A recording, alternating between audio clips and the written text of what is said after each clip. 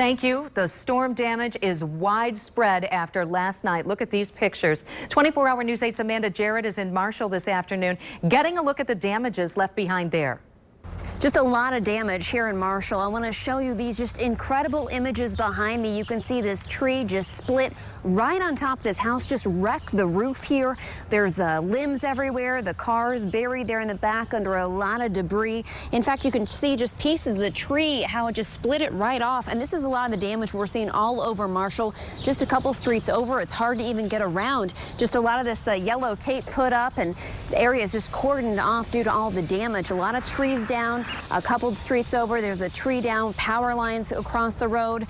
A neighbor just a few blocks from here we talked to earlier, he had a tree fall on his house this morning. He said it split even across the road. No major damage, though. There was an ambulance sitting in the street throwing flares down because we had a tree across Brewer. That blocked it. The most serious damage we've seen all morning long, really here in Marshall, more so than Emmett Township and Battle Creek, although they're having down trees, down power lines there as well. No reports of any serious injuries here, just a lot of cleanup ahead for the people that live here. In Marshall, Amanda Jarrett, 24-hour News 8. We are also getting a look at more damage in Calhoun County. The storms ripped the roof off of a home and damaged a barn in Albion. The strong winds also snapped trees in half and brought others down all over that small town. There were wind gusts up to 74 miles an hour. We know that one firefighter was hurt while helping those impacted by the overnight storms. The Emmett Township firefighter was working near Verona and 10 Mile roads this morning when a tree fell and hit him in the shoulder and back. He was taken to the hospital. He is expected to be okay. Thousands of people in West Michigan still don't have any power this noon after those strong storms. According to Consumers Energy, the hardest hit is Calhoun County. More than 24,000 people are without power. Around 6,000 customers in Kalamazoo and another 3,000 in St. Joseph counties don't have any power. For some of the places with the most outages, Consumers does not expect to have power restored until tomorrow night. We are also learning that because of storm damages, Binder Park Zoo is closed today. The zoo posted on its Facebook page that many exhibits need to be repaired. They expect to be back up and running tomorrow. Another place that was hit hard by those overnight storms, Vicksburg.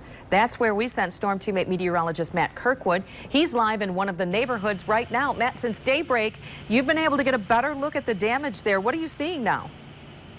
Yeah, so when we first arrived, it was dark, but really significant damage across the area. Vicksburg, about 20 miles southeast of Kalamazoo, quaint little town. And they not only had to endure one severe thunderstorm line, but two. And it's that second one that produced this damage.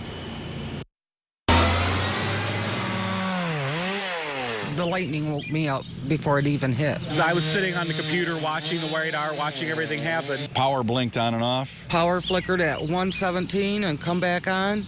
And I crawled back in bed. When the wind hit, I woke my husband up, told him, get up, let's run. Tina Taylor ran down the stairs as soon as the wind hit. We were halfway down, it came down. Came down crashing on top of Tina's and her brother's car in the driveway. Yeah, it's a Dodge Stratus. The roof is down to the floor. 2 doors down, Howard Ammon got up to close his window. I watched the main tree here just slam into the house. I jumped back about 3 feet, scared the bejesus out of me. 60 to 70 mile per hour winds were not just confined to East Division Street. They struck other parts of Vicksburg, uprooting trees and downing power lines, leaving Vicksburg's residents to cope without power. You're out of power this morning? Yes, absolutely. The whole Yeah, area. so don't judge me. I got to get the insurance guy out here next. Remarkably, no injuries were reported, leaving the Vicksburg neighborhood the task of cleaning up. We got kids helping, neighbors, everybody pitches in around here. We'll just do the best we can and get through the day.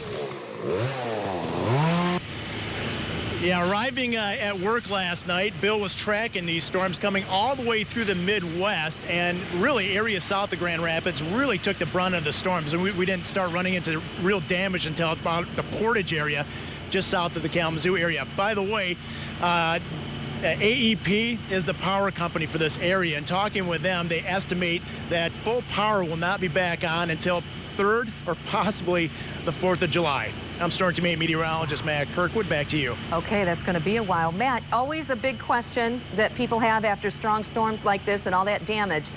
Do you think it was a tornado or straight line winds? What are your observations? Although the National Weather Service did issue a tornado warning for eastern and central Calhoun County, there wasn't one issued here. And through my professional opinion and expertise, all the trees that we've come across in the Vicksburg area were blown over in one single direction, including fences and so forth and power lines. So it was straight line winds that blew through here, which about 60 to 70 miles an hour. Very impressive. Wow, I'll say, boy, that damage is incredible. Okay, thanks a lot, Matt. Well, you can head over to woodtv.com for more information about outages and storm damages. We also have a photo gallery of the storm moving into West Michigan. It's all posted there for you right now.